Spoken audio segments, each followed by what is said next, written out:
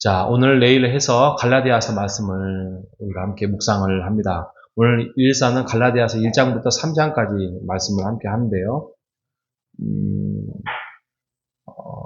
지금 갈라디아서의 특징을 살펴보면 갈라디아서는 인사말이 없습니다. 보통 인사말을 무난하노라 또 아니면은 주의 은혜로 축복된 너희들을 하나님의 은혜와 평강이 있을지어다 이렇게 시작하거든요. 근데 갈라디아서는 없습니다.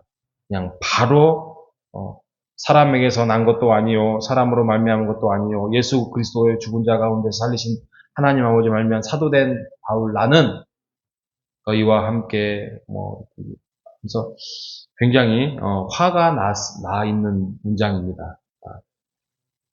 그리고 6장 1장 8절에 보면 다른 복음을 전하면 저주를 받을지어다. 9절에도 다른 복음을 전하면 저주를 받을지어다. 하면서 갑자기 1장 초반부터 저주를 받는다. 너희들 이렇게 살면 저주를 받는다. 이렇게 아주 좀 무시무시하게 단어를 사용을 하면서 지금 화가 나 있습니다. 그리고 1장 11절에 보면은 나 사도다에 대해서 증명을 합니다. 그러니까 누군가가 지금 갈라디아서 교회 안에서 사도가 아니야. 바울은 예수 그리스도를 만난 적도 없고 예수 그리스도가 죽고 난 다음에 나타난 자야. 그리고 원래는 그가 많은 사람들을 핍박하고 죽이려고 했던 사람이야. 근데 그 이야기가 나와요. 나 원래 박해했다. 예수를 믿는 자, 교회의 열심, 하나님의 열심 때문에 박해했다. 그래서 그런데 하나님께서 나를 이방인의 사도로 나를 부르셨다. 내가 다메섹에서 가는 길에 예수 그리스도가 나타나서 그리고 베드로죠. 베드로, 그 다음에 야고보 그런 사람들이 나를 인정했다라고 말씀을 전합니다. 그리고 2장에 가면 계속적으로 말씀을 설명을 하고 있지요. 내가 14년이 지나고 난 다음에 예루살렘에 올라가서 형제들과 함께 교제하고 이제는 내가 유대인이 아니라 이방인의 사도로 부름을 받는 것에 대해서 확신한다라고 너희들도 그거에 대해서 오해하지 말아라 라고 말씀을 하고 있습니다. 3장에 가면 결국에는 믿음으로 구원을 받지 행위나 율법으로 구원을 받지 않는다. 이게 본격적으로 이제 설명을 하고 있는 것이지요. 그러니까 우리가 갈라디아서에 보면서 우리가 조금 주의 깊게 봐야 될 게 뭐냐면 구원은 지금 갈라디아 교회에 사도 바울이 3차 전도 여행 때 교회를 세웠어요. 그러니까 어떻게 보면 개척자죠. 개척자가 복음을 향해서 세워놓고 또 다른 지역에 가서 복음을 전하고 몇 년 있다가 보니까 여기가 이상한 복음이 들어가 있어요. 복음 플러스 행위가 들어가 있는 거예요. 그러니까 예수 그리스도를 믿음 외에는 다른 거 다 필요 없어요. 예수님을 믿었다. 그러면 너희들이 정말 믿는 사람은 하나님의 은혜 속에서 구원을 받는 거예요. 그러면 구원을 받은 자로서의 행위는 그냥 나타나는 거예요. 그죠? 제가 만약에 이런 거죠. 제가 만약에 여러분 구원을 받으셨습니까? 주의 은혜로 예수님의 은혜로 여러분들이 구원을 받으셨습니까? 아멘. 그럼 우리는 천국 백성입니다. 그런데 주일날 예배를 나오지 않으면 여러분은 구원이 없습니다. 이렇게 되면 지금 갈라디아서에 있는 복음 플러스 행위라고 말하고 똑같은 거예요. 착각하지 마십시오. 우리가 주일날 예배를 드리고 우리가 성경 말씀을 보고 이렇게 새벽에 나와서 말씀을 듣는 것은 하나님이 주의 은혜로 주신 그 구원에 대한 우리의 삶에 대한 증거로서 감사로서 우리가 예수님을 믿는 것이 이런 것이구나라는 것을 감사함으로써 우리가 새벽에 나오고 우리가 수요일도 커피전도 하고 또 주일 예배를 드리고 또 찬양을 하고 그런 거 아니겠습니까? 근데 우리가 찬양을 하지 않고 수요 커피 전도를 나오지 않고 새벽에 나오지 않고 그러면 구원이 없을 수도 있다. 이렇게 돼버리면 지금 갈라디아서에서 왜곡된 복음이 들어가는 거랑 똑같은 것이죠.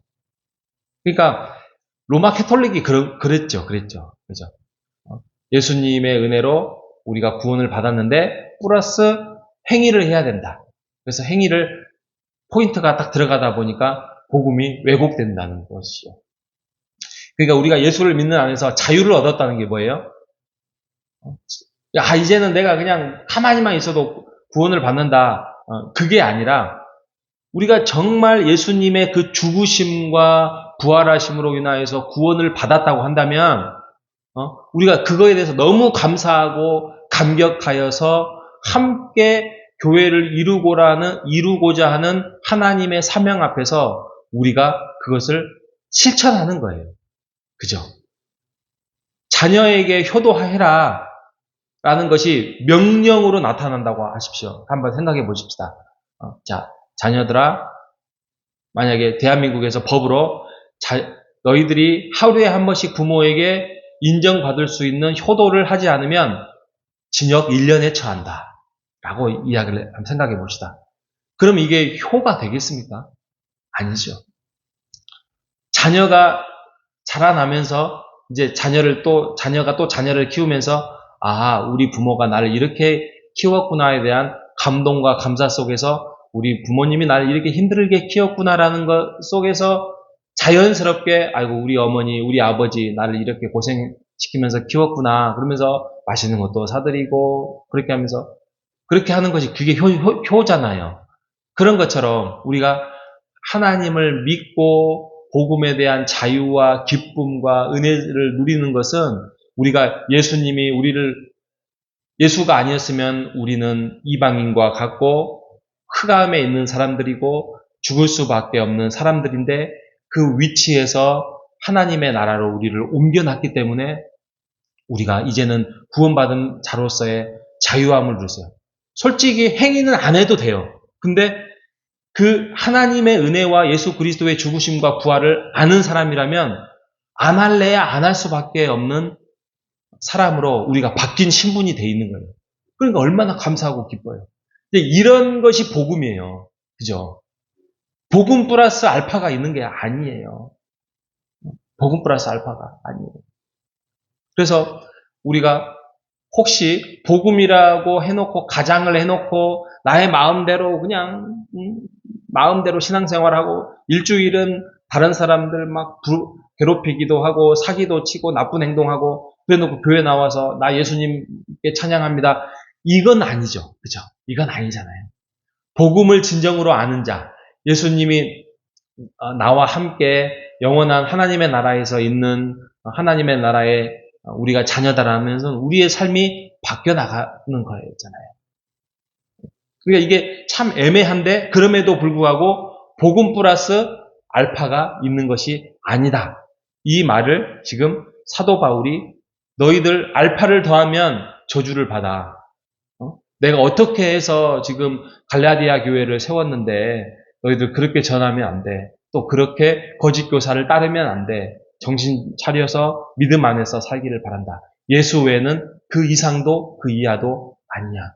예수님을 따르고 예수님을 믿고 하나님의 베풀어 놓으신 것들을 너희가 알기를 바래. 그게 지금 갈라디아서예요. 여러분, 우리가 예수를 믿는 안에서 우리가 자유함을 누리시기를 바랍니다.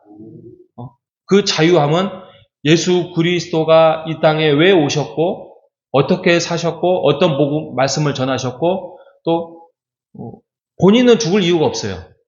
본인은 전혀 죽을 이유도 없고 그렇게 십자가에서 고생할 이유도 없어요. 죽었다가 다시 부활할 거니까 죽는 거야 뭐 어렵지 않지? 아니요. 그 고통은 이루 말할 수 없는 거잖아요. 근데 그것을 바로 우리를 살리시려고 우리를 부르시려고 하나님의 나라의 초청권을 우리에게 주시려고 이 땅에 오셔서 30년을 사시고 또 공생애 하면서 고생하면서 모든 부끄러움과 추함을 다 당하시고 십자가에 달려 돌아가시는 고통을 지신 분이 예수 그리스도입니다. 이게 하나님의 계획이었고 하나님도 하고 싶지 않은 이 계획을 하나님이 실천하시는 분이 바로 우리의 아버지이신 분입니다. 여러분, 그 하나님을 우리가 사랑하고 예수 그리스도의 복음을 믿고 따르는 우리가 되시기를 바랍니다. 삶은 다양하게 달라져요. 정말 목사인 저도 여러분들이 정말 그 복음된 삶으로서 모든 것들이 다 바뀌어서 모든 것들이 하나님의 은혜 가운데서 이제 나는 죽었노라, 나는 이제 예수 그리스도 안에서 모든 것들을 실천하겠다, 이렇게 살아가길 바라요. 저도 그렇게 살아가기를 원해요. 그런데 그게 믿음의 분량에 따라 다르다는 것이지요. 근데 그게 세상의 것을 내려놓은 만큼 하나님이 더 많은 것들을 채우신다는 사실을 믿고 우리가 하나님 안에서 예수를 닮아가는 우리 모두 되시기를 주님의 이름으로 축복합니다. 하나님 감사합니다. 갈라디아서를 통하여서 우리 또한 율법과 행위를 혹시 우리가 강조하며 살아가고 있지는 않은지, 복음의 삶 중요합니다. 그런데 복음이 먼저 우리에게 자리 자리를 잡으면서 그렇게 나타나는 삶의 열매로서 나타나는 것이 바로 복음의 삶이라는 것입니다. 하나님, 우리가 그렇게 살아갈 수 있도록 인도하여 주시옵소서. 행위로 나타나는 것이 아니라 예수 그리스도의 죽으심과 부활로 인하여서 그것이 나 때문에, 나의 죄 때문에 나를 흑암에서 하나님의 백성으로 바꾸는 하나님의 나라로 바꾸는 그 위치를 우리를 획득하기 위하여서 구원자 예수님이 오셨다는 것들을 우리가 깊이 묵상하며 살아가면서 예수를 쫓아가는 예수님의 제자가 될 수 있도록 인도하여 주시옵소서. 하나님, 오늘도 수요 예배입니다. 예수님의 제자로서 우리가 수요 예배와 또 커피 전도와 함께 성도에 주신 그러한 우리 호산나 교회의 사명을 우리가 감당할 수 있는 자들에게 그 열매를 주시고 함께 할 수 있는 축복된 하루를 허락하여 주시옵소서. 살아계신 예수님의 이름으로 기도합니다.